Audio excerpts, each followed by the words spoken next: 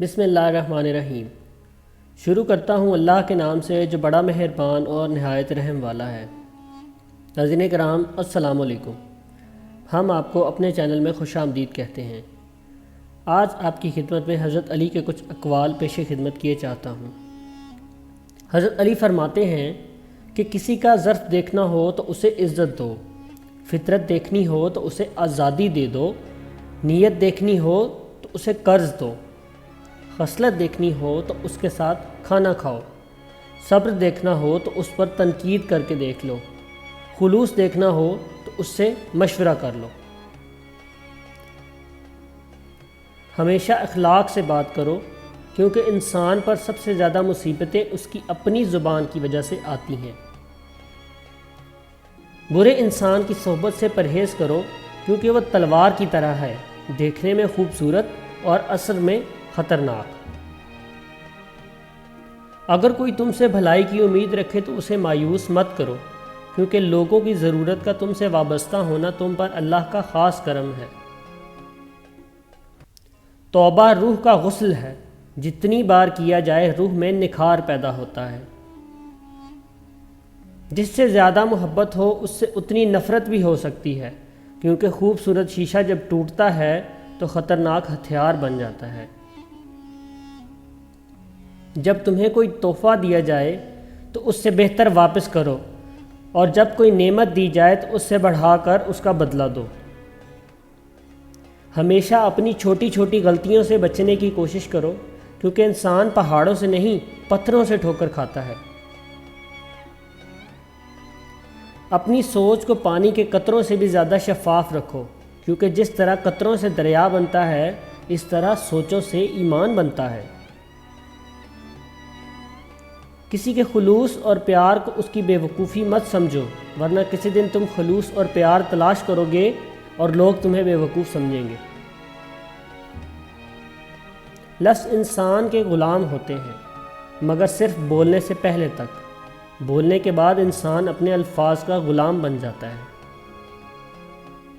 یہ زندگی 2 دن کی ہے، ایک دن تمہارے حق میں اور دوسرے دن تمہارے مخالف۔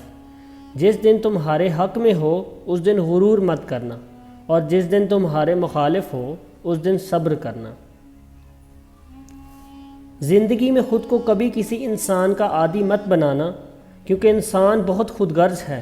جب آپ کو پسند کرتا ہے تو آپ کی برائی بھول جاتا ہے، اور جب آپ سے نفرت کرتا ہے تو آپ کی اچھائی بھول جاتا ہے۔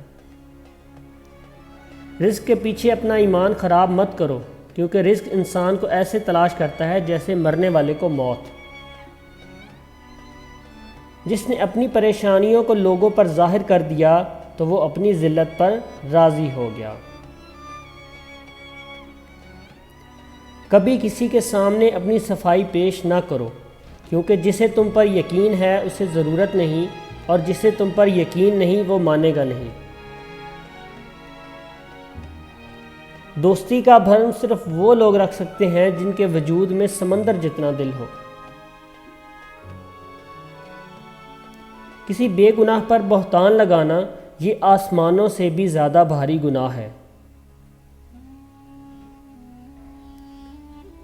دوستی کرنا اتنا آسان ہے جیسے مٹی سے مٹی لکھنا، اور دوستی نبھانا اتنا مشکل ہے جیسے پانی سے پانی لکھنا۔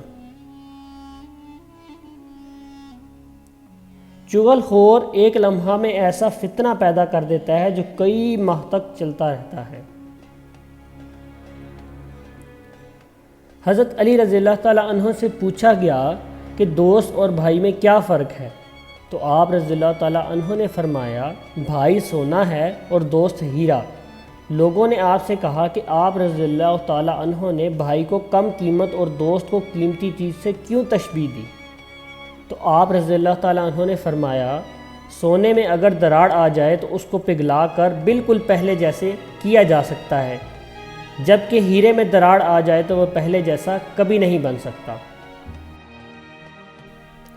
حضرت علی کے پاس ایک یہودی آیا اور کہنے لگا، میں نے سنا ہے آپ مسلمان جب عبادت کرتے ہو تو برے برے خیالات آتے ہیں، جبکہ ہم عبادت کرتے ہیں تو ہمیں نہیں آتے۔